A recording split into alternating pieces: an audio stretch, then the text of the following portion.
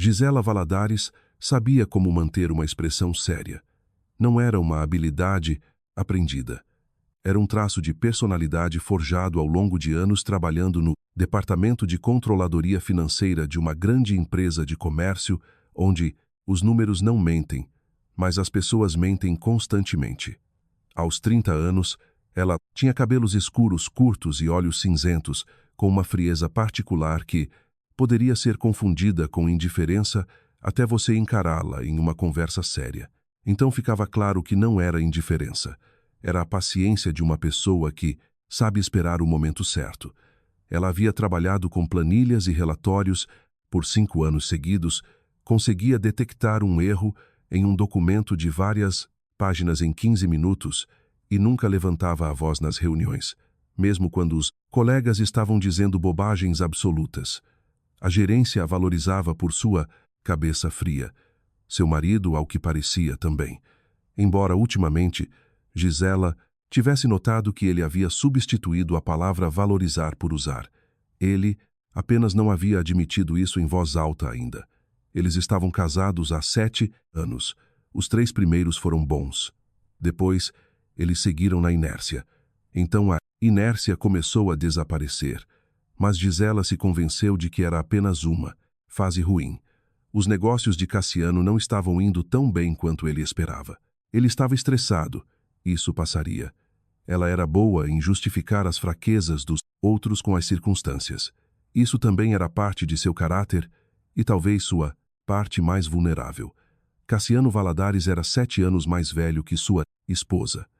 Ele era dono de uma pequena rede de lojas de utilidades domésticas, 4 unidades em diferentes partes da cidade, um galpão na periferia, 2 gerentes contratados e uma dúzia de vendedores. Exteriormente, ele projetava confiança.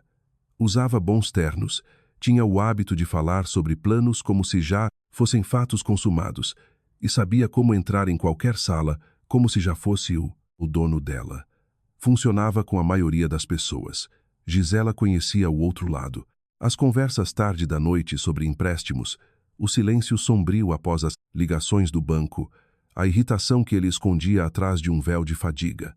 Mas saber não é o mesmo que entender completamente. A manhã de terça-feira começou com uma mensagem de texto de sua mãe. Helena havia escrito na noite anterior: "Querida, seu pai e eu decidimos ir passar alguns dias. Estamos com saudades.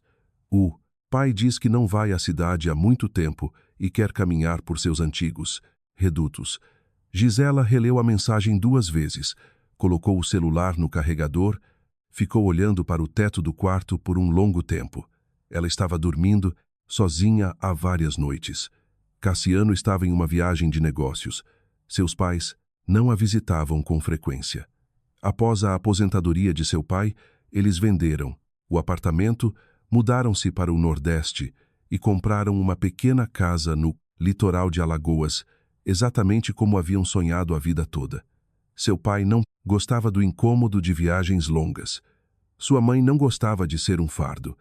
Se eles decidiram vir, significava que realmente sentiam falta dela.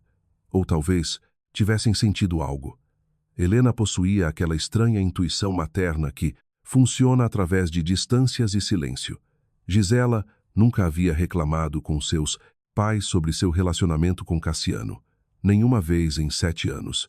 Não era por orgulho, mas por convicção. Assuntos de família são privados e devem ser mantidos dentro de casa. Agora ela pensava que essa convicção lhe custara caro. Cassiano havia partido para sua viagem de negócios com uma mala grande e um comportamento profissional. Fornecedores em Minas Gerais, ele dissera, negociando uma nova remessa. Poderiam ser 3 dias, poderia ser 1 semana. Ele a beijou na bochecha rapidamente, habitualmente, como tocar a maçaneta de uma porta antes de sair, e saiu em um táxi. Gisela observou da janela enquanto o carro branco desaparecia na esquina. Ela não sentiu nada em particular. Isso por si só deveria ter sido um sinal de alerta, mas ela estava acostumada a atribuir sua falta de sentimento ao cansaço. Ela mandou uma mensagem para a mãe dizendo que iria buscar-los ela mesma. O voo estava programado para pousar às 18h40. Ela saiu cedo, reservando tempo extra para o trânsito e o estacionamento. O aeroporto àquela hora estava vivo, barulhento, cheirando a café das lanchonetes perto da entrada, e algo vagamente perturbador, como todos os lugares onde as pessoas se despedem e se cumprimentam ao mesmo tempo. Gisela pegou um café para a viagem e ficou perto das portas de vidro da área de desembarque para esperar. O painel mostrava que o voo havia pousado. Os passageiros começariam a sair em cerca de 20 minutos. Nos primeiros minutos, ela observou o fluxo de pessoas com malas, rostos cansados, abraços alegres, crianças sendo levantadas no ar, casais, de idosos caminhando lenta e silenciosamente porque não precisavam de palavras. Ela esquadrinhou a multidão em busca de sua mãe, uma mulher pequena e bem, vestida de bege, e seu pai, alto e de costas retas, com o andar distinto de um ex-servidor público que não desaparece nem na aposentadoria. Mas eles não foram as primeiras pessoas que ela viu. Primeiro, uma linha familiar dos ombros, depois um virar de cabeça característico, depois o rosto. Cassiano estava parado perto da borda do saguão de desembarque, ligeiramente afastado do fluxo principal de pessoas, onde estava menos lotado. Ele não estava olhando ao redor. Ele estava olhando para uma jovem mulher ao lado dele, loira, em uma jaqueta de couro curta com uma bolsa de lona no ombro. Ela era alta, marcante, com aquele tipo de postura confiante, que ou é natural ou vem do sentimento constante de ser observada e gostar disso. Gisela não a conhecia, nunca a tinha visto antes, mas um olhar foi o suficiente para entender que aquela mulher não era uma colega ou uma parceira de negócios. A mulher estava dizendo algo para ele e rindo. Cassiano inclinou-se para ela e pegou a bolsa da mão dela gentilmente. A maneira como você pega algo de alguém que deseja agradar, e então ele a beijou, não na bochecha, mas nos lábios, brevemente, mas sem o menor pingo de cautela. A maneira como você beija alguém que ama. Gisela não se moveu. O café em sua mão permaneceu intocado. Ela ficou parada e assistiu enquanto seu marido, supostamente estava negociando com fornecedores em outro estado, pegou a mão de uma mulher desconhecida e a conduziu em direção à saída. Eles caminhavam lado a lado, ombro a ombro, e seus movimentos tinham uma sincronicidade particular que não se desenvolve da noite para o dia. Era a maneira como as pessoas andam quando estão acostumadas a ficar juntas há muito tempo. Ele estava carregando a bolsa dela. Era uma coisa pequena, mas aquele pequeno detalhe atingiu mais forte do que qualquer outra coisa, porque ele não carregava uma bolsa para Gisela, qualquer outra coisa há muito tempo. Algo dentro de seu peito mudou, não com dor, no início, mas com um solavanco surdo quase físico, como se o chão tivesse balançado sob seus pés e depois voltado ao lugar. Mas algo em seu equilíbrio havia mudado para sempre. Gisela deu um passo à frente e, naquele momento, uma mão pesada e quente pousou em seu ombro. Gisela, a voz de seu pai disse, calma, baixa, sem uma única nota estranha. Ela se virou. Roberto Tavares estava parado ao lado dela, um homem de 65 anos com as costas retas e um rosto que, ao longo de décadas de serviço público, havia desenvolvido uma imperturbabilidade que não pode ser comprada ou fingida. Ele já tinha visto tudo, entendido tudo antes dela, ou ao mesmo tempo. Estava escrito na maneira como ele mantinha a mão no ombro dela, firme sem um tremor, como um homem que já tomou uma decisão interna. Em seu tempo como secretário de urbanismo, Roberto havia supervisionado políticas de zoneamento e investimentos. Dezenas de pessoas com belos planos de negócios e intenções ocultas haviam passado por seu escritório. Ele sabia como distinguir um do outro desde a primeira conversa. Quando Cassiano Valadares veio pedir a mão de Gisela 7 anos atrás, seu pai olhou para ele por um longo, cuidadoso tempo e não disse nada. Ele não tentou dissuadi-la, mas também não ficou feliz. Gisela havia pensado na época que seu pai apenas não queria deixar sua filha ir. Agora ela suspeitava que seu pai simplesmente sabia mais do que deixava transparecer.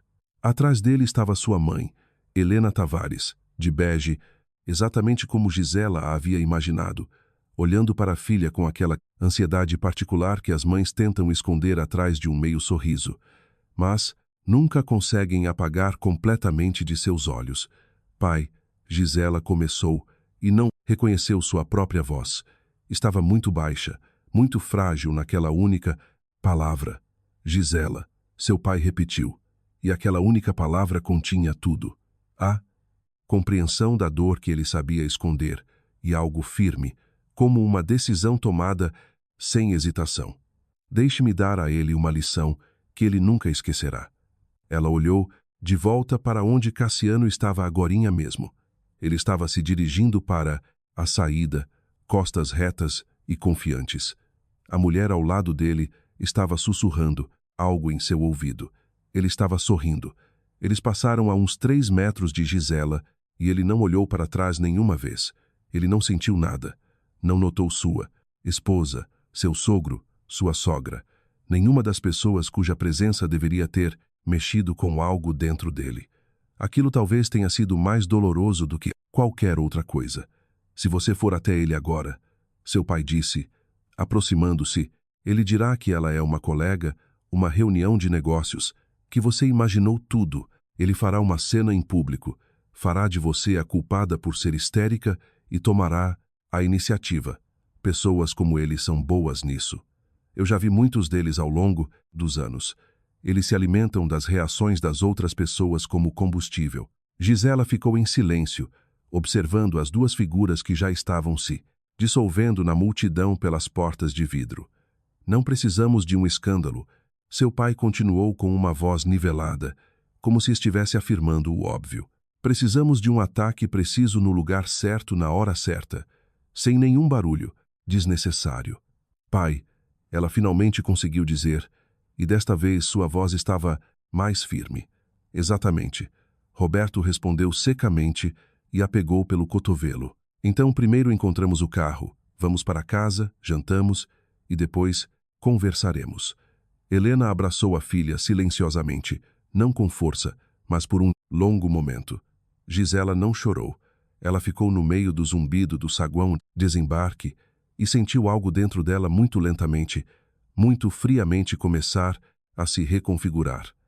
Não quebrar, mas se reconfigurar, como um prédio sendo demolido, não com uma explosão, mas metodicamente, andar por andar, sem qualquer pressa.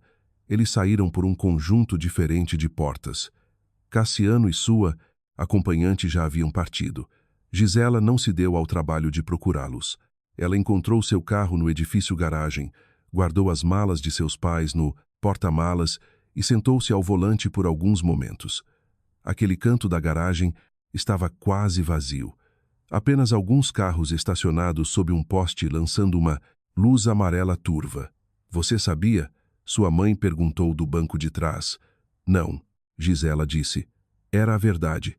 Houve sentimentos, uma sensação de que algo estava errado em seu tom ao longo dos últimos meses nas 2 desculpas, frequentes de vou me atrasar, na forma como ele havia parado de falar sobre seus negócios e, ao mesmo tempo, parado de perguntar sobre a vida dela. Mas ela não sabia. Ela não queria saber. Essa também era uma verdade que ela estava se permitindo admitir pela primeira vez. É bom que você não soubesse, seu pai disse, o do banco do passageiro. Isso significa que você não teve a chance de assinar nada no calor do momento. Gisela olhou para ele. O que você quer dizer? Conversaremos sobre isso amanhã. Ele se virou e encontrou o olhar dela. Ambos tinham os mesmos olhos cinzentos, pai e filha. Semelhantes não apenas na aparência, mas em seu hábito compartilhado de não desabar em voz alta. Por esta noite, apenas dirija. Ninguém disse uma palavra no caminho para casa. Seu pai olhou pela janela para a avenida e as luzes das vitrines. Ele não ia àquela cidade há vários anos, mas olhava sem nostalgia com a atenção focada de um homem avaliando uma situação.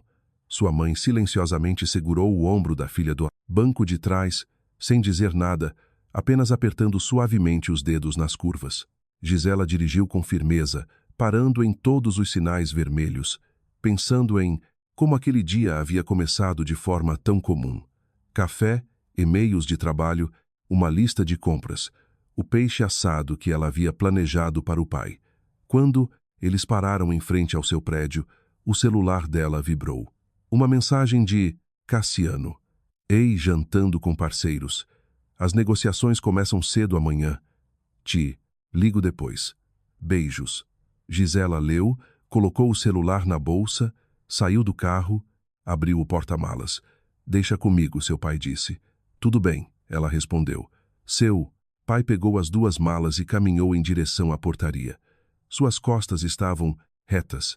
Seus passos eram uniformes. Seu rosto era tal que nenhum transeunte teria adivinhado que 1 hora atrás ele vira algo que virou de cabeça para baixo sua opinião sobre seu genro. Cassiano ligou na quarta-feira à noite. Por volta das 20. Gisela estava terminando de limpar a mesa após o jantar. Sua mãe estava lavando a louça e seu pai estava sentado na poltrona perto da janela com uma xícara de chá, lendo algo no celular, quando o nome do marido iluminou a tela. Gisela congelou por um segundo, atendeu a ligação e foi para o corredor. Ela fechou a porta atrás de si silenciosamente, sem fazer barulho. Encostou as costas na parede e levou o celular ao ouvido. Oi, Cassiano disse, com a voz de alguém que está cansado, mas aguentando firme. Como você está? Bem, ela respondeu com firmeza. Como estão as negociações? Duras. Os fornecedores estão enrolando. Não conseguimos chegar a um acordo sobre o preço. Provavelmente mais 1 ou 2 dias. Estou exausto. Ele fez uma pausa de 1 segundo.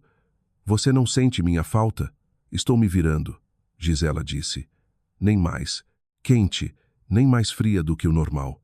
Exatamente como ela havia falado com ele nos últimos meses, quando não havia sobrado quase nada entre eles que pudesse ser chamado de uma conversa real, em vez de uma troca de frases protocolares, sem nada por trás. Ela ouviu a voz dele e pensou em como ele mentia facilmente, sem gaguejar, sem pausas, sem a menor tensão, como alguém que faz isso há muito tempo e já se acostumou. Tudo bem, eu ligo amanhã. Boa noite. Boa noite. Ela respondeu e encerrou a ligação. Ela ficou no corredor escuro segurando o celular. Ele não havia perguntado como foi o dia dela. Não havia perguntado se ela tinha comido ou se algo havia acontecido. Ele não havia perguntado nada. Apenas marcou um ok em sua lista de tarefas interna. Ligar para a esposa. A aba pode ser fechada. Gisela colocou o celular no bolso e voltou para a cozinha. Ele? Sua mãe perguntou em voz baixa, sem se virar da pia. Ele, Gisela confirmou e pegou um pano de prato. Seu pai não perguntou nada. Ele já havia tirado suas próprias conclusões. E parecia que eram finais. Helena fechou a torneira, virou-se para a filha. Ela olhou para ela por um longo momento sem palavras. Então, ela apenas a abraçou brevemente, apertado, daquele jeito de mãe, e a soltou. Às vezes, essa é a única coisa que uma mãe pode fazer, e também a mais necessária. Gisela não chorou, não pela primeira vez em 2 dias, e não porque não houvesse motivo. Lágrimas exigiam abrir mão do controle, e ela não podia se dar a esse luxo ainda. Não agora. Ela foi ao banheiro, lavou o rosto e se olhou no espelho por um longo tempo. 30 anos de idade. 7 deles ao lado de um homem que, pelo visto, ela não conhecia tão bem quanto pensava. Ou talvez conhecesse. Ela apenas não queria juntar as peças do quebra-cabeça, porque tinha medo de qual seria a imagem final. A água pingava de seu rosto. No espelho, uma mulher de olhar direto e lábios fortemente cerrados olhou de volta, inquebrável, reunindo suas forças. Na manhã seguinte, quinta-feira, antes de Gisela sair para o trabalho, seu pai pediu que ela ficasse um momento. Eles se sentaram na cozinha, apenas os dois. Helena ainda não havia saído, e Roberto falou pausadamente, da maneira como se fala sobre assuntos importantes que não exigem emoção em excesso, sem preâmbulos ou palavras desnecessárias. O apartamento está no seu nome. Ele começou. Foi a sua melhor decisão, Gisela disse. O seu presente, uma escritura de doação. Sou a única proprietária. Cassiano consta em algum documento do apartamento? Escritura? Financiamento? Procuração? Não. Ele está registrado como morador, mas não tem direitos de propriedade em lugar nenhum. Seu pai assentiu secamente como um homem que acabou de receber a confirmação de uma hipótese existente. Você assinou alguma coisa no último ano? Foi fiadora de um empréstimo? Consentiu em usá-lo como garantia? Procurações? Pedidos de empréstimo conjunto? Gisela balançou a cabeça. Ele tocou no assunto algumas vezes. Falou sobre o refinanciamento da empresa, sobre um empréstimo conjunto, disse que as condições seriam melhores com duas rendas, que os bancos estão mais dispostos.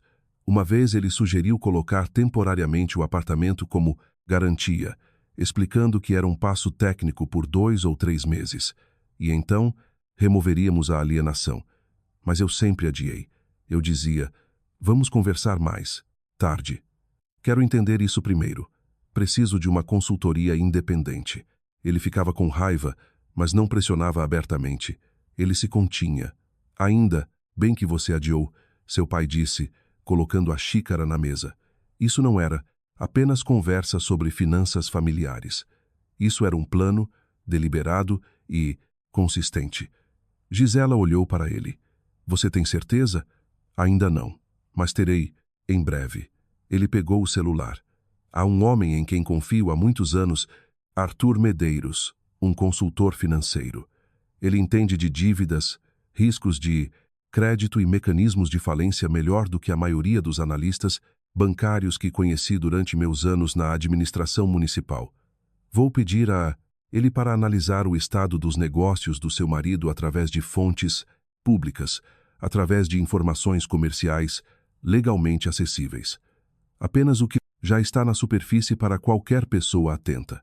Pai, Gisela disse suavemente, você chegou faz 2 dias. Cheguei, ele concordou sem uma pitada de ironia.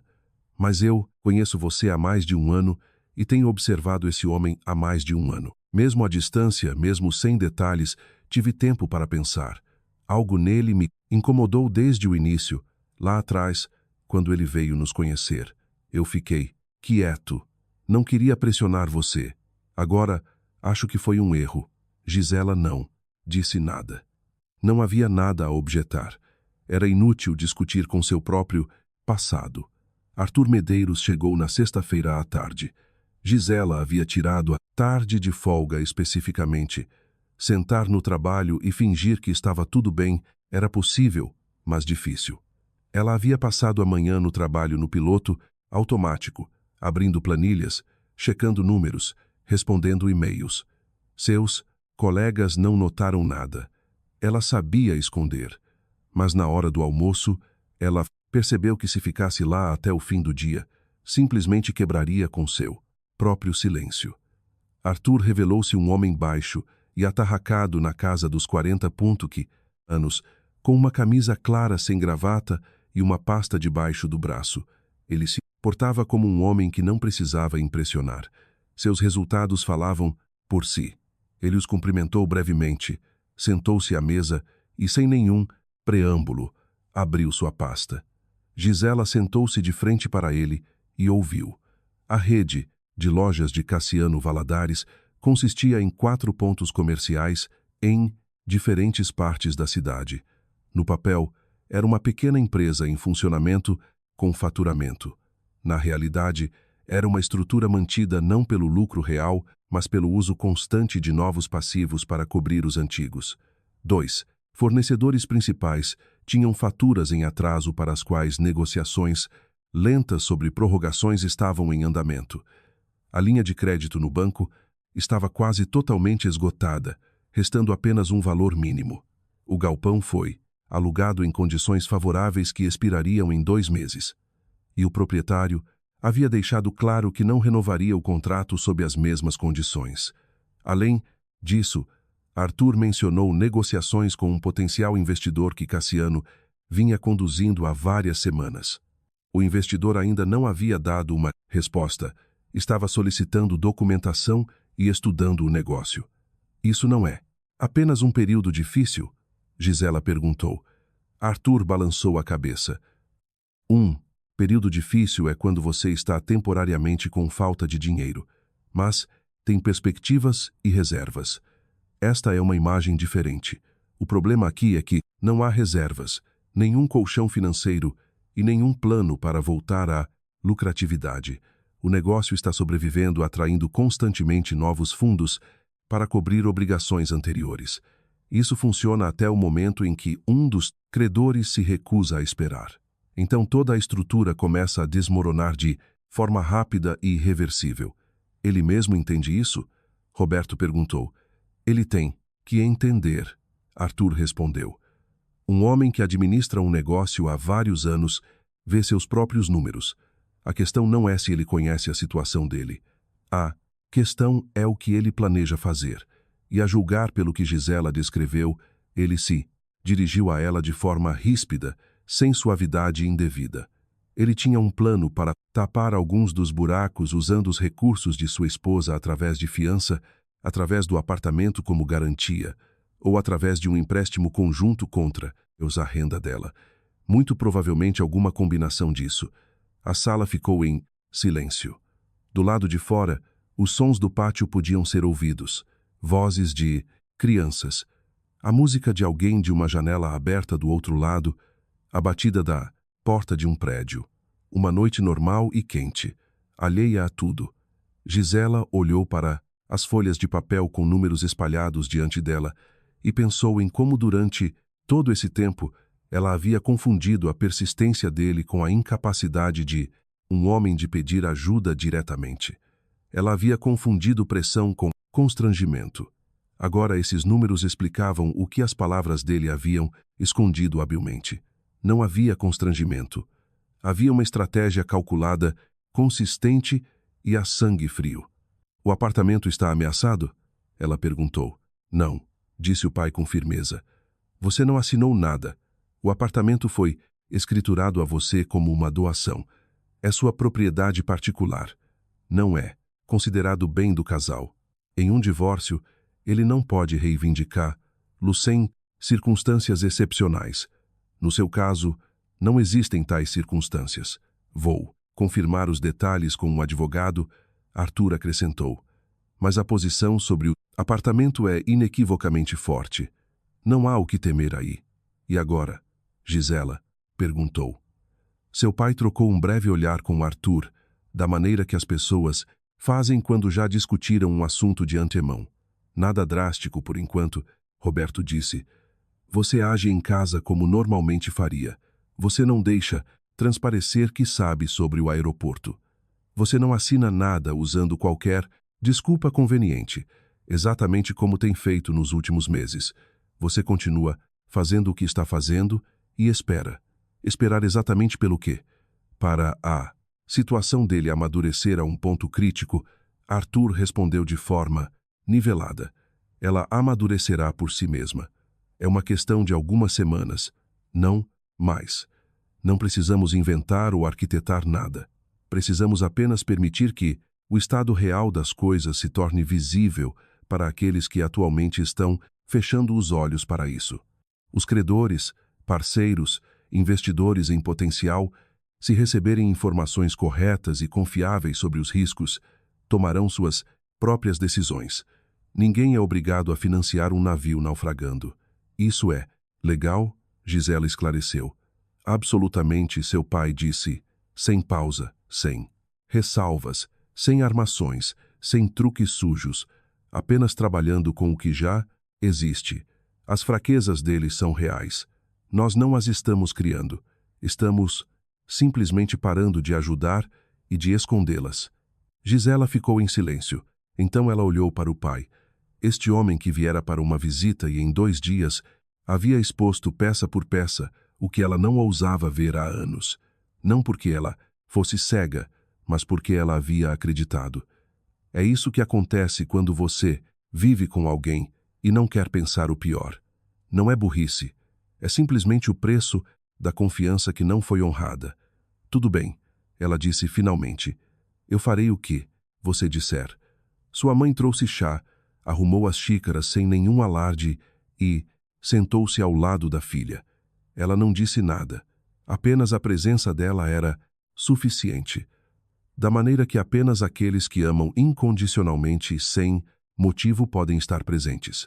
Estava escurecendo lá fora. A cidade vivia sua noite comum. Carros, luzes da rua, a conversa de alguém no pátio. Nada havia mudado do lado de fora. Dentro de Gisela, algo estava lenta e definitivamente se reconfigurando. A dor não havia desaparecido. Morava em algum lugar sob as costelas dela, surda e constante. Mas não era mais a coisa principal. A coisa principal agora era outra coisa. Fria, focada, firme, algo semelhante à prontidão. Cassiano voltou na noite de sábado, parecendo satisfeito com sua bolsa de lona e o ar de um homem que passou vários dias em negociações tensas, mas bem-sucedidas. Gisela o encontrou na entrada. Seus pais já haviam saído a essa altura, como haviam combinado de antemão. Testemunhas extras não eram necessárias nos primeiros dias. Deixe tudo parecer normal. Sentiu minha falta? Cassiano disse e a abraçou. Você deve estar cansado, Gisela respondeu. Ela não se afastou.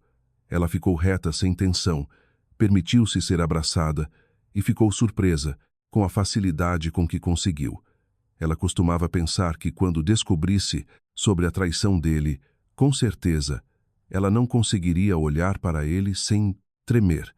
Acontece que ela conseguia, porque ela o estava olhando de forma diferente agora, não como marido, mas como uma pessoa que ela precisava ver através até a hora de agir. Era um sentimento frio, quase profissional, como se ela estivesse olhando para um problema complexo que precisava ser resolvido, cuidadosamente, sem movimentos desnecessários, sem erros.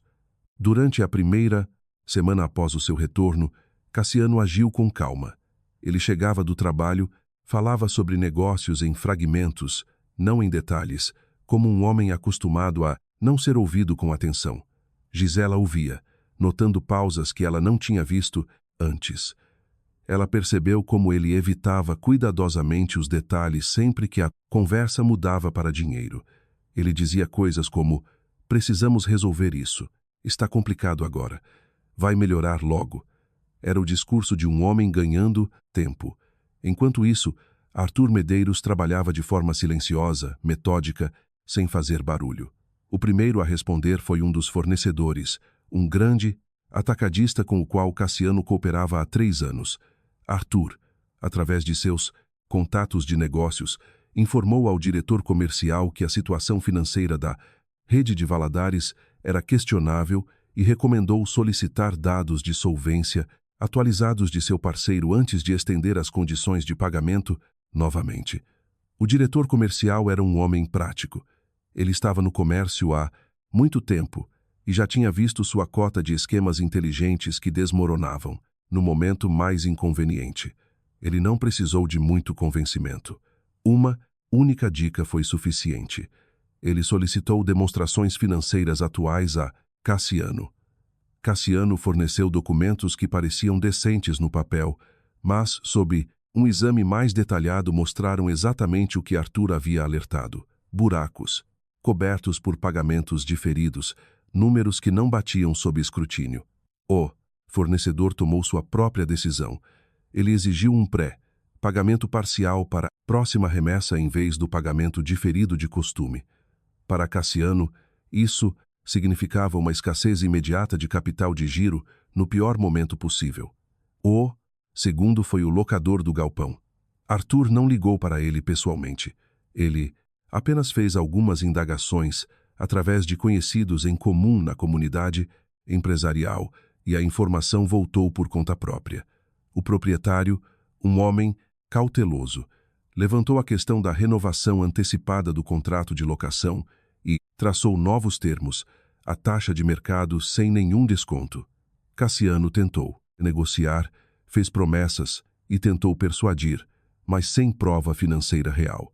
Suas palavras soaram pouco convincentes. Paralelamente, o potencial investidor com um qual Cassiano vinha negociando.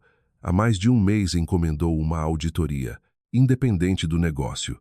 Esta foi sua própria decisão. Um homem cauteloso, antes de investir dinheiro, queria ver números reais, não uma apresentação. A auditoria mostrou exatamente o que qualquer visão imparcial teria mostrado: alta dívida, lacunas de fluxo de caixa e dependência de pagamentos diferidos. O investidor fez uma pausa. A pausa se arrastou. Tudo isso não aconteceu em um dia ou uma semana. Quase 3 semanas se passaram após o retorno de Cassiano, antes que a pressão se tornasse verdadeiramente palpável. E foi então que ele começou a falar sobre dinheiro. No início, foi suave, quase casual. Eles estavam jantando em uma noite de quarta-feira. Cassiano estava falando sobre algumas remessas. Então, como se de passagem, ele disse: "Sabe, nós nunca tivemos um capital familiar de verdade. Deveríamos unir nossos esforços. É mais fácil juntos." "Em que sentido?" Gisela perguntou, sem tirar os olhos do prato. "Bem, nos negócios, você entende como funciona. Somos uma família. É nossa causa comum. Eu tenho meu próprio emprego", ela disse calmamente. "Sou uma funcionária assalariada, não uma empreendedora."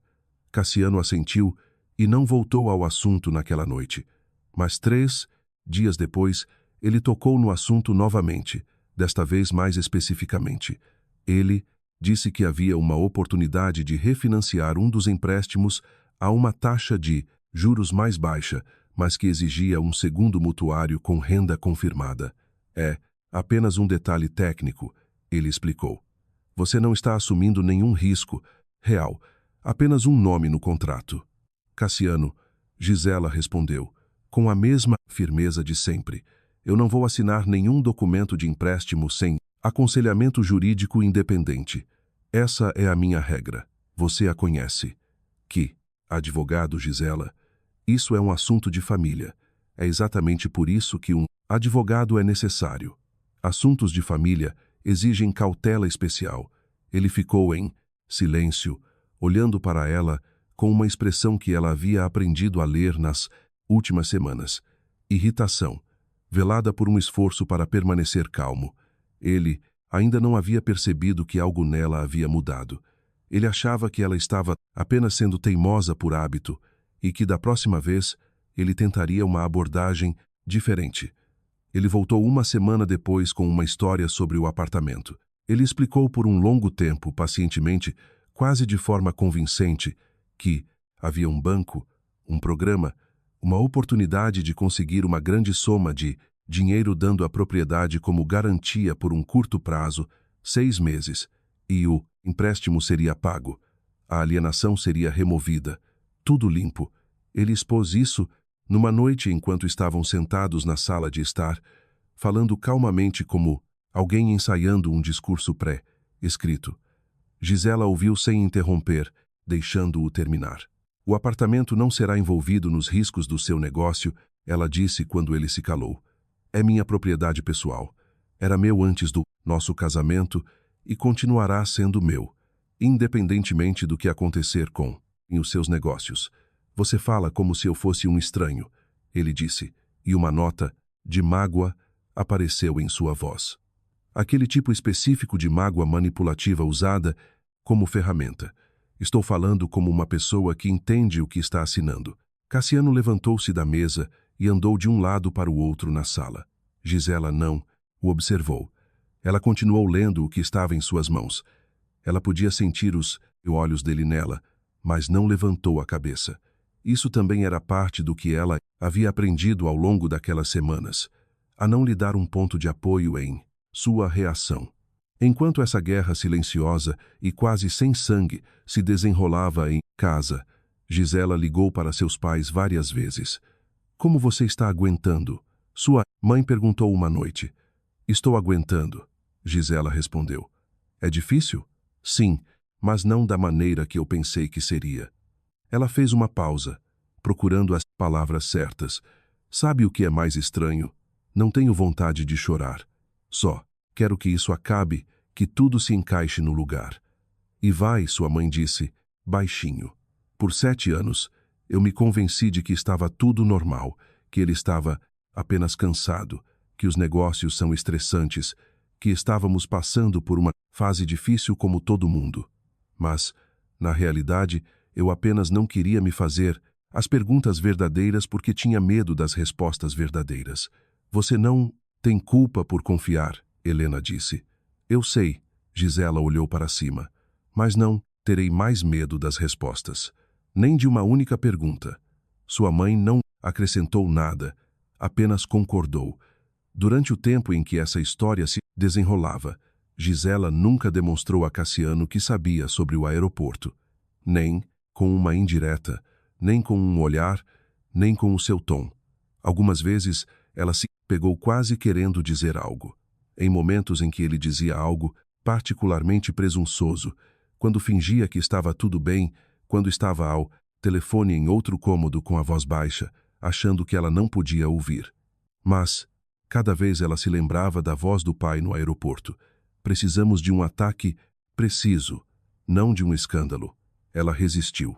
Sabrina, entretanto, também estava sentindo algo, embora de uma natureza completamente diferente. Cassiano ligava para ela com menos frequência e eles se encontravam em momentos roubados. Ele prometeu que resolveria as coisas em breve, que tudo seria solucionado, que ela só precisava esperar um pouco mais. Sabrina esperou por enquanto. Ela era jovem, atraente e sabia ler os homens por um simples sinal, se eles tinham dinheiro ou não. Cassiano ainda tinha dinheiro, ou melhor, a aparência disso. Ela notou como ele havia ficado nervoso, como havia parado de falar sobre o futuro deles juntos com aquela confiança fácil que a atraíra em primeiro lugar. Agora, a voz dele tinha uma nota que Sabrina conhecia bem e não suportava. A nota de um homem pedindo um prazo. Ela não disse nada a ele sobre isso, apenas começou a atender às suas ligações um pouco mais devagar do que antes, às vezes nem atendendo. Cassiano percebeu e ficou com raiva, mas não havia nada que ele pudesse fazer. Seus trunfos estavam derretendo um por um, e nenhum novo estava aparecendo. Sabrina não estava com pressa de tomar uma decisão. Ela sabia esperar até que o quadro ficasse completamente claro, mas por dentro ela já sabia a resposta. No final da terceira semana, Arthur informou a Roberto por telefone que o investidor havia se retirado oficialmente das negociações. Não de forma rude, sem cena, ele simplesmente enviou uma carta afirmando que, com base na análise da documentação, considerava desaconselhável entrar no projeto no estágio atual, polido e final. Para Cassiano, isso foi um golpe que ele não esperava. O investidor era sua principal esperança, dinheiro real que poderia ter coberto dívidas mais urgentes e comprado tempo para ele manobrar. Sem esse dinheiro, tudo o que ele vinha construindo nos últimos meses, negociações, promessas, prorrogações, desmoronou em uma imagem completamente diferente. Gisela soube disso pelo pai na quinta-feira. Ele mesmo ligou para ela e lhe contou tudo. Então é em breve, ela disse. Em breve seu pai confirmou. Acho que uma semana, ou 2 talvez. Os outros credores começam a ficar nervosos. Esse tipo de informação se espalha rapidamente na comunidade empresarial. Todo mundo quer pegar o que é seu antes do vizinho. Isso inicia um processo que não pode ser interrompido por dentro. Com o que ele vai ficar? Gisela perguntou. Dívidas, seu pai respondeu secamente, e uma tentativa de encontrar alguém para cobri-las. A última tentativa será você, ou melhor, seu apartamento e sua renda. É por isso que a conversa que ele terá com você em breve será a mais insistente de todas. Esteja pronta. Estou pronta, Gisela disse, e encerrou a ligação. Nos dias seguintes, Cassiano andou pelo apartamento como um homem que tinha algo quebrado por dentro, mas ainda não havia decidido se admitiria isso em voz alta. Gisela o observou com a fria atenção que havia desenvolvido nas últimas semanas. Ele quase havia parado de falar sobre trabalho. Antes, mesmo nos momentos ruins, ele sempre encontrava palavras para explicar a situação de uma forma favorável, para inventar um motivo pelo qual as coisas logo melhorariam. Agora, ele estava silencioso. Esse silêncio era mais eloquente do que quaisquer palavras. Na segunda-feira, ele não foi para o escritório até depois do almoço. Sentou-se na cozinha com o celular, rolando a tela, digitando uma mensagem, depois rolando de novo com aquele movimento espasmódico e sem sentido dos dedos que uma pessoa tem quando procura uma saída e não consegue encontrá-la. Gisela estava saindo para o trabalho às 8h30. Ela o viu, despejou café na garrafa térmica e abotoou o casaco. Cassiano olhou para ela. Você vai chegar tarde hoje? Não sei. Ela respondeu. Depende de como as coisas correrem. Ele assentiu e voltou a olhar para o celular. Na quarta-feira, Arthur ligou. Ele informou Gisela brevemente em uma única mensagem de texto. O banco notificou Cassiano sobre a recusa em estender sua linha de crédito. Isso não era apenas mais um golpe. Era exatamente o ponto a partir do qual a estrutura de crédito começa a se desfazer seriamente. Sem uma linha de crédito não havia capital de giro. Sem capital de giro, não havia estoque. Sem estoque, não havia receita, o que já mal dava para cobrir as despesas correntes. Gisela leu a mensagem em sua mesa, guardou o celular na gaveta e voltou para o relatório que estava verificando. Terminou uma página, depois outra. Então ela se levantou, serviu-se de um pouco de água e ficou perto da janela por 1 minuto, olhando para a rua lá embaixo. Carros, pedestres, uma típica tarde de cidade, nada de especial. Naquela noite, pela primeira vez, Cassiano voltou para casa verdadeiramente quebrado. Entrou silenciosamente, jogou as chaves no aparador. Elas escorregaram e caíram no chão. Ele não se deu ao trabalho de pegá-las. Passou por Gisela até a sala de estar e afundou no sofá, pesadamente como se não tivesse mais forças para se sentar direito. Não tirou o paletó. Apenas ficou ali sentado, de cabeça baixa, olhando para o chão.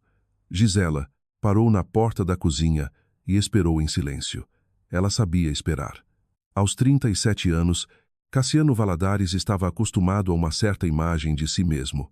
Um homem que controlava a situação, que sempre tinha um próximo passo, um novo plano e um argumento de ferro. Essa imagem lhe dava o que ele mais valorizava, a sensação de que estava um passo à frente. Olhando para ele agora, Gisela viu um homem que não tinha nem um próximo passo nem um novo plano, apenas dívidas e uma conta bancária vazia. O que aconteceu? O banco, ele disse sem olhar para cima, recusaram completamente. Entendo, Gisela disse de forma nivelada. Cassiano levantou a cabeça. Algo no tom dela o incomodou. Muito calmo, muito nivelado, antipático. Você entende, ele repetiu. É só isso que você tem a dizer? O que você quer ouvir? Ele se levantou. Andou pela sala nervoso rapidamente como um homem que precisa fazer algo com as mãos para não explodir. Gisela, eu preciso da sua ajuda de verdade agora. Estou ouvindo. Precisamos usar o apartamento como garantia por apenas 6 meses. Eu pego o dinheiro, pago as dívidas mais urgentes, negocio uma nova prorrogação com os fornecedores. Encontro um investidor. Só, preciso ganhar um pouco de tempo. Não, Gisela disse. Você nem pensou no assunto. Eu venho pensando nisso há muito tempo. A resposta é não. Cassiano parou na frente dela. Olhou para ela por um longo momento de sondagem, como se visse algo novo no rosto que conhecia há 7 anos. Então, você vai simplesmente me abandonar nesta situação desse jeito? Não, só não estou participando dos riscos do seu negócio. São coisas diferentes. Você é minha esposa. É exatamente por isso que não sou fiadora das suas dívidas. Ele se virou e andou pela sala novamente. Gisela permaneceu calma, não se movendo do seu lugar. Ela podia sentir a raiva dele, quente e quase tangível, e não respondeu a ela com nada. Essa foi talvez a parte mais difícil, não responder, não lhe dar um ponto de apoio. Eu preciso de dinheiro, ele disse finalmente. E naquelas palavras não havia mais nenhuma persuasão ou suavidade, apenas um fato que ele estava colocando na mesa. Muito e rápido. Você trabalha, você tem uma renda estável. Faça um empréstimo. Não. Eles vão te dar uma quantia decente usando sua renda. Não, Cassiano. Esta é a nossa família. Ele levantou a voz pela primeira vez em toda a conversa de forma ríspida, como se algo tivesse rompido. Você não pode simplesmente ficar aí e assistir a tudo desmoronar. Eu não construí isso, Gisela disse baixinho. E não está desmoronando agora por causa do banco. Ele ficou em silêncio, olhando para ela com a expressão de um homem que ouve algo que não quer entender, mas sabe que é tarde demais. O que isso significa? Ele perguntou lentamente. Significa que seus negócios têm problemas há mais de um mês? Ela respondeu de forma igualmente nivelada. E você sabe disso melhor do que eu. Cassiano não respondeu. Ele se sentou no sofá de novo, desta vez, não pesadamente, mas como se tivesse murchado, perdendo a raiva que lhe dera forma apenas um segundo atrás. Ficou quieto por um momento, então disse baixinho, sem sua agressão anterior, quase com naturalidade: tudo bem, tanto faz. Se tudo desmoronar, não é grande coisa. Teremos apenas que viver da venda das suas joias. Seu paizinho te deu diamantes para uma vida inteira. Você é obrigada a ajudar o seu marido numa situação difícil. A propósito, qual é a senha do cofre? Gisela ficou parada e olhou para ele. Ela não sabia o que esperava ouvir, mas não isso, não. Uma formulação tão simples e grosseira do que ela havia sido para ele todos esses anos. Não uma parceira, não uma pessoa amada, uma apólice de seguro, plano B, uma linha no orçamento em caso de falha. Ela havia pensado que doeria, que essa frase quebraria algo, ou, inversamente, desencadearia uma onda de emoções que seria difícil de conter. Mas não houve dor, nenhuma onda. Houve apenas aquela estranha sensação de clareza completa que vem quando a última pergunta finalmente ganha sua última resposta. Por 7 anos, ela havia se convencido de que estava vendo um homem que estava apenas cansado, estressado, aguentando com todas as suas forças. Agora ela o estava vendo de verdade. Ele nem estava tentando esconder isso porque não via necessidade. Algo dentro dela, a última coisa que ainda estava se agarrando à sua velha vida, afundou até o fundo e ficou lá sem dor, sem amargura. Tudo bem, ela disse. Eu ouvi você. Ela voltou para a cozinha, fechou a porta atrás de si e ficou perto da pia por alguns minutos, olhando pela janela. Estava escurecendo. O poste no pátio acendeu, amarelo e levemente cintilante. Uma senhora idosa estava sentada em um banco embaixo dele, com um cachorro na coleira. O cachorro estava olhando para o lado. A cena mais comum. Gisela pegou o celular e mandou uma mensagem para o pai. É hora. A resposta veio 1 minuto depois. Entendido. Com o Arthur amanhã. Naquela noite ela quase não dormiu, não por ansiedade, mas por uma clareza estranha, quase física, que vem depois que uma decisão final foi tomada. Seus pensamentos eram agudos, curtos, específicos. O que precisa ser feito? Em que ordem? Como exatamente? No dia seguinte, quinta-feira, ela encontrou Arthur em um pequeno café perto de seu escritório. Ela contou a ele sobre a conversa da noite anterior de forma calma, sem detalhes extras, apenas o que era importante. Quando ela chegou à frase sobre viver de "você venderá suas joias", Arthur não disse nada. Apenas ergueu as sobrancelhas por um segundo, como um homem que recebeu a confirmação do que já sabia. Arthur foi direto ao ponto. A situação dele agora é esta. O banco revogou sua linha de crédito. O fornecedor está exigindo pré-pagamento, o que ele não tem. O proprietário aumentou o aluguel. Ou ele paga ou encontra um novo galpão, o que leva tempo e dinheiro que ele também não tem. O investidor se foi. Pela minha estimativa, ele tem no máximo 2 a 3 semanas antes que os verdadeiros problemas com os credores comecem.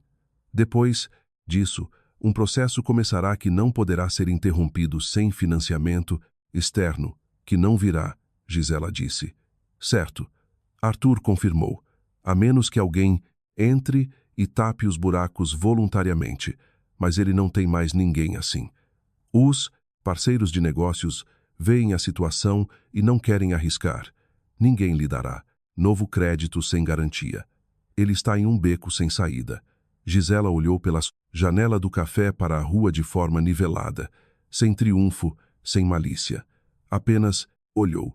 Então ela perguntou: eu preciso de uma advogada de direito de família. Uma boa. Eu tenho um contato. Arthur disse que ela pode ver. Lá amanhã, às 11 da manhã. Se for bom para você. Está ótimo. A advogada revelou-se uma mulher na casa dos 40 anos. Dinâmica. Precisa. Falando em frases curtas, sem qualquer enrolação. Ela recebeu Gisela em um pequeno escritório forrado de prateleiras, com pastas, ouviu com atenção sem interromper nenhuma vez, fez algumas perguntas esclarecedoras, agudas, profissionais, sem excessos, e examinou os documentos do apartamento, a escritura de doação, o registro do imóvel.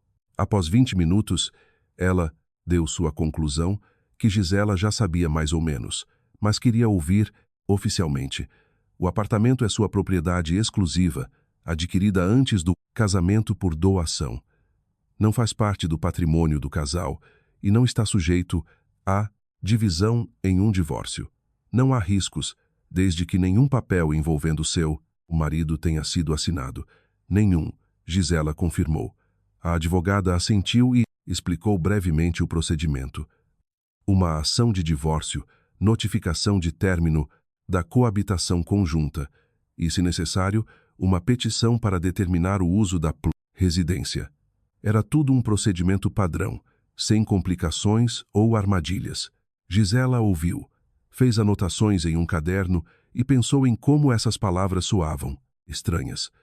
Ação de divórcio, partilha de bens do casal em relação a 7 anos, que um dia pareceram reais, ou pelo menos pareceram reais em algum momento. Ligue quando estiver pronta, a advogada disse quando ela estava saindo. Podemos preparar os documentos em 2 dias. Na sexta-feira à noite, Cassiano tocou no assunto novamente, desta vez sem raiva, sem pressão. Ele falou, baixinho, quase em tom de súplica. Ele disse que havia encontrado outra opção, um pequeno empréstimo privado. Tudo o que precisava era de um fiador, não um banco, não uma garantia, apenas uma assinatura. Não, Gisela disse. Gisela, estou te pedindo. Não. Ele ficou em silêncio por um longo tempo, depois se levantou e foi para o outro cômodo. Meia hora depois, Gisela o ouviu falando com alguém ao telefone com uma voz baixa e tensa. Depois, silêncio. Naqueles dias, Sabrina não atendia o telefone no primeiro toque. Às vezes ela não retornava à ligação. Cassiano percebeu, mas não havia com quem falar sobre isso e não adiantava. Sua última conversa com ela havia sido breve. Ela disse que estava cansada de esperar, que aquilo não era certo, que precisava de certezas. Cassiano prometeu certezas mais uma vez, usando as mesmas palavras que haviam deixado de significar qualquer coisa, até mesmo para ele. Sabrina respondeu, tudo bem, com a voz de alguém que diz a palavra já sabendo que nada ficará bem, e ela não ligou mais. O sábado passou em silêncio. Cassiano passou o dia inteiro em casa, andando pelo apartamento, olhando o celular, comendo sem apetite. Ele saiu para a sacada 2 vezes e ficou lá, olhando para o pátio com a expressão vazia de um homem que esgotou as versões do que está acontecendo. Gisela trabalhou em seu laptop no quarto, saindo apenas para a cozinha. Eles mal se falavam. Esse silêncio era diferente. Não o tipo familiar que se seguia a longas semanas de trabalho, mas o tipo especial que cai quando ambas as pessoas já sabem que acabou. Mas nenhum dos dois disse isso em voz alta ainda. Gisela pensou em como, em alguns dias, aquele apartamento seria apenas dela novamente.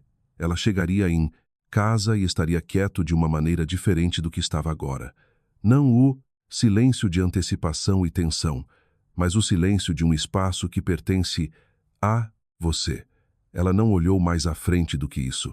Por enquanto, era o suficiente apenas chegar ao fim do que havia começado no aeroporto 5 semanas atrás. Na segunda-feira à noite, Gisela ligou para a advogada e pediu-lhe que preparasse os documentos. Sua voz estava firme, sem um tremor, sem uma pausa, como alguém que já tomou uma decisão há muito tempo e agora está simplesmente executando o que decorre dela. A advogada respondeu brevemente: tudo estará pronto às 10 de amanhã. Gisela agradeceu, desligou e ficou sentada por um tempo no silêncio do quarto, olhando para a porta fechada.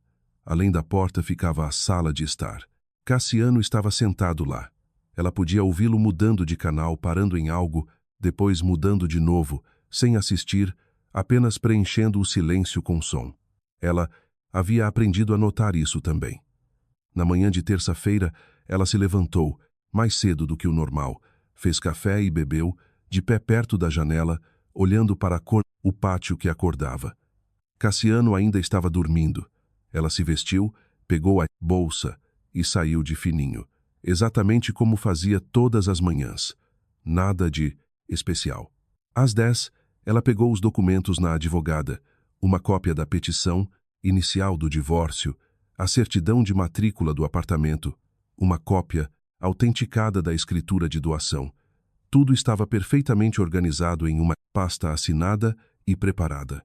A advogada deu entrada na petição original no tribunal naquele mesmo dia, conforme haviam combinado.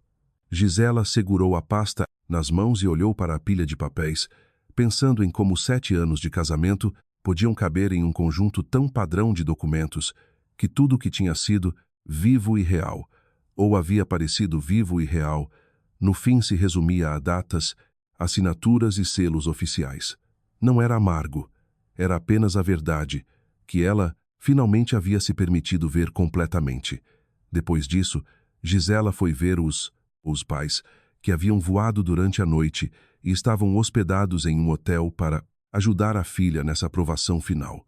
Roberto abriu a porta do quarto de hotel imediatamente, como se estivesse esperando bem atrás dela. Sua mãe estava sentada perto da janela com uma xícara de chá e olhou para cima com um olhar atento, ansioso e amoroso. Gisela entrou, tirou o casaco e sentou-se na beira de uma poltrona. O quarto cheirava a café e jornais frescos. Seu pai sempre comprava jornais. Era um velho hábito de seus dias de trabalho começar o dia lendo, não com a tela do celular. Gisela pensou que algumas coisas sobre uma pessoa nunca mudam, e isso era bom. Eles se abraçaram. Hoje à noite, ela disse. Seu pai assentiu. Estarei por perto, apenas por perto, sem interferir, a menos que precisem de mim. Você não será necessário, Gisela disse. Eu consigo lidar com isso sozinha. Eu sei, ele respondeu. É por isso que eu disse apenas por perto. Sua mãe levantou-se, caminhou até a filha e a abraçou como se abraça alguém antes de algo importante, com força, mas sem cerimônia excessiva. Gisela segurou por um segundo e depois soltou. Como você está? Helena perguntou, baixinho. Pronta? Gisela respondeu. E era a verdade. Ela passou a segunda metade do dia no trabalho de forma calma, produtiva, sem pensamentos estranhos. Ela fechou 3 relatórios que estavam pendentes desde a semana passada, respondeu a e-mails, tomou chá com uma colega às 15 e jogou conversa fora sobre o nada. Ninguém notou nada. Ela sabia esconder. Essa habilidade a havia servido bem nas últimas semanas. Às 18, ela saiu do escritório e dirigiu para casa. No caminho, ela pegou o pai. Eles dirigiram em silêncio. Roberto olhava pela janela e não dizia nada. Gisela dirigia com firmeza e pensava no que ia dizer. As palavras eram simples, sem discursos, apenas o necessário. Cassiano estava em casa, de pé na cozinha com o celular quando ela entrou. Ele olhou para cima, notou o pai dela atrás dela, e algo em seu rosto mudou instantaneamente. Não, medo, não. Mas como o cansaço de uma pessoa experiente que entende que, se o sogro aparece sem avisar, não é sem motivo. Roberto, ele disse niveladamente, eu não sabia que você estava na cidade.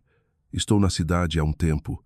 O pai dela respondeu da mesma forma nivelada e caminhou para a sala de estar. Sentou-se na poltrona perto da janela com calma, como um homem que veio a negócios e não tem pressa. Gisela continuou de pé na frente de Cassiano. Precisamos conversar. Estou ouvindo, ele disse, mas sua voz já havia perdido a confiança de costume. Estava um pouco tensa. Eu sei sobre o aeroporto, Gisela disse. Eu estava lá 5 semanas atrás. Eu vi você e a mulher com quem você chegou no voo. Cassiano não respondeu imediatamente. Ficou em silêncio por um segundo com a expressão de um homem cuja mente está passando rapidamente por opções. Negar, explicar, atacar, em resposta. Ele escolheu a primeira. Aquela era uma colega, uma viagem de negócios. Estávamos no mesmo voo. Você a beijou nos lábios no saguão de desembarque. Gisela disse, você carregou a bolsa dela e foi embora com ela num táxi. Silêncio. Meus pais estavam parados ao meu lado naquele momento. Gisela adicionou sem raiva, sem amargura, apenas como um fato. Eles viram a mesma coisa que eu. Então, você pode abandonar a história da viagem de negócios. Cassiano lentamente colocou o celular na mesa e olhou para ela. Não, tentou mais explicar. Ele apenas olhou. Eu sei sobre a Sabrina. Ela continuou. Ela trabalha como vendedora em uma de suas lojas. Isso já dura mais de um mês. Silêncio. Também sei sobre os seus negócios, ela disse. Sobre os credores, o banco e o investidor que recuou. Eu conheço a situação real em que você está e o que você queria de mim todos esses meses. O apartamento, minhas joias, assinaturas, fiança. Gisela, ele começou. Eu não terminei. Ela o interrompeu, calmamente. Dei entrada num pedido de divórcio esta manhã. Os papéis foram aceitos. O apartamento é minha propriedade particular. Adquirido por doação, antes do casamento. Não está sujeito à partilha. Você sabe disso. Peço que você o desocupe em 1 hora. Cassiano olhou para ela. Não havia confusão em seus olhos. Havia raiva, rápida e fria. O tipo que surge quando um plano desmorona, final e completamente. Você planejou tudo isso, ele disse, com o seu paizinho. Eu me protegi. Gisela respondeu. São coisas diferentes. Você acha que eu não entendo o que está acontecendo nas últimas semanas? A voz dele ficou mais dura. Os fornecedores, o locador, o investidor, nada disso foi coincidência. O seu paizinho usou suas velhas conexões. Prove. O pai dela disse da poltrona, silenciosamente, sem desafio, apenas um convite. Cassiano virou-se para ele, olhou-o por um longo momento e depois se virou, porque não havia nada a provar. Os credores haviam tomado suas próprias decisões. O investidor havia conduzido sua própria auditoria. O locador havia recalculado seus riscos. Ninguém havia feito nada ilegal. As pessoas simplesmente pararam de fechar os olhos para o real estado das coisas. Você me ouviu? Gisela repetiu. Se você não sair, voluntariamente, resolverei a questão através da justiça. Como proprietária do imóvel, tenho esse direito. Cassiano ficou em silêncio. Então ele pegou as chaves na mesa da cozinha e saiu. Ele bateu a porta. Não com muita força, mas com força suficiente. Gisela ficou no meio da cozinha, ouvindo os passos dele sumirem pelas escadas. Depois, silêncio. O pai dela saiu da sala de estar e parou ao lado dela. Ele não a abraçou. Não disse nada. Apenas ficou ali. Foi o suficiente. 1 hora depois, Cassiano voltou para buscar suas coisas. Ele fez as malas em silêncio e rapidamente, colocando tudo em uma grande bolsa esportiva. Ele se movia entre os cômodos, pegando roupas, alguns papéis da gaveta da mesa, carregadores, um aparelho de barbear do banheiro. Gisela estava sentada na sala, de estar lendo, ou fingindo ler. Seu pai ainda estava na poltrona com o olhar imperturbável de um homem sem pressa. Ninguém interferiu, ninguém comentou. Eles apenas esperaram. 2 pessoas que haviam aprendido há muito tempo a não interferir onde uma pessoa deve agir por si mesma. Gisela o ouviu abrir e fechar as portas do guarda-roupa. O clique da fechadura de uma gaveta, o farfalhar de uma sacola. sons domésticos comuns que ela ouvia há 7 anos e que agora significavam algo totalmente diferente. Um fim nunca é bonito, ele apenas é. Quando Cassiano estava saindo, ele parou na porta por um segundo e olhou para Gisela. Você acha que venceu? Ele disse. Eu acho que salvei o que é meu. Ela respondeu. Isso não é uma vitória. É apenas o resultado. Ele foi embora. A porta se fechou silenciosamente. Gisela abaixou o livro que estava segurando sem ler e ficou sentada em silêncio por um longo tempo. Seu pai não a apressou. Sua mãe, que havia chegado um pouco mais tarde e entrado de mansinho com a chave que Gisela lhe dera, colocou a chaleira no fogo e sentou-se ao lado dela. Os três beberam chá. Lá fora estava escurecendo aquela hora especial da noite, quando a cidade passa do dia para a noite e por alguns minutos fica num silêncio dourado, que é difícil de descrever, mas que todos conhecem. Ninguém falou sobre nada sério. Seu pai perguntou se havia algum pão francês decente na casa. Sua mãe foi verificar a geladeira. Gisela olhou pela janela e pensou em como a vida é arranjada de forma estranha. As coisas mais importantes terminam assim, com chá, silêncio e uma pergunta sobre pão. Sem fanfarras, sem discursos finais. Você apenas continua vivendo. Apenas um pouco diferente, um pouco mais honesta, livremente. Sua mãe encontrou o pão. Eles comeram. Depois ficaram sentados por muito tempo, falando sobre nada em particular. A cidade, o clima, como Gisela deveria ir visitar, luz no verão, palavras comuns, as mais necessárias. Nos dias seguintes, tudo se desenrolou como Arthur havia previsto. Os credores de Cassiano, vendo que não haveria fonte externa de financiamento, começaram a agir. Um exigiu o reembolso antecipado de parte da dívida. Outro bloqueou a remessa seguinte até que o saldo em atraso fosse pago. 2 das 4 lojas fecharam. Ficaram sem estoque e não havia mercadoria nova. O locador do galpão enviou uma fatura com a nova taxa, que Cassiano não conseguiu pagar. No final do mês, ele desocupou o galpão, movendo as mercadorias restantes em uma van alugada e espalhando-as em algum lugar, tentando vender tudo o que podia a qualquer preço. Sabrina se demitiu. A última loja fechou 2 semanas depois. A essa altura, Sabrina havia parado de atender as ligações dele. Ela mudou a foto do perfil no aplicativo de mensagens. Na nova, havia um homem desconhecido, grande e bem vestido, claro e sem explicações extras. Ela nunca explicava nada. Por quê? Se preocupar? Quando o resultado já é claro, Cassiano mandou uma mensagem para Gisela várias vezes, primeiro com tentativas de negociação, depois com censuras, depois ficou em silêncio. Gisela respondeu brevemente e apenas ao que dizia, respeito ao divórcio. A data da audiência, a lista de documentos, a confirmação do recebimento das notificações, nada extra. O divórcio saiu sem escândalo. O juiz fez as perguntas padrão. Ambos declararam que a reconciliação era impossível. O apartamento não foi apresentado para partilha. Não havia fundamentos. Os bens do casal acumulados ao longo de 7 anos revelaram-se poucos. Os móveis, que ficaram com Gisela, e o carro, que ficou com Cassiano. Isso foi tudo. Saindo do fórum, Gisela parou nos degraus. O pai e a mãe dela estavam por perto, um pouco distantes, dando a ela o seu próprio espaço. O sol de outono estava brilhando, nem quente, nem morno, mas aquele tipo especial de luz que é brilhante, mas não aquece, e por causa disso parece honesto. Gisela levantou o rosto para ele por um segundo, sentiu sua luz, um calor quase imperceptível, e pensou que talvez fosse essa a sensação do começo de algo novo. Não uma celebração e não um alívio, apenas o primeiro dia que voltava a pertencer apenas a ela. Então ela se virou para os pais. Está feito, ela disse. Está feito. A mãe dela confirmou e pegou a mão dela.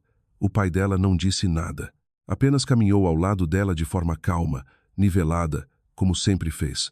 Como, naquele dia no aeroporto, quando ele colocou a mão no ombro dela e disse: "Deixe-me dar a ele uma lição." Ele não buscava vingança na época. Estava simplesmente removendo a capacidade de um traidor de viver da confiança de outra pessoa. Não era punição, era proteção. Uma pequena diferença à primeira vista, mas era tudo. Gisela desceu os degraus do fórum entre o pai e a mãe, sem pensar no passado. Ela estava pensando em como seria a noite de hoje. Tranquila, a sua, própria, sem o silêncio de outra pessoa e as mentiras de outra pessoa. Apenas uma noite, apenas o silêncio, apenas a sua própria vida, que agora mais uma vez pertencia apenas a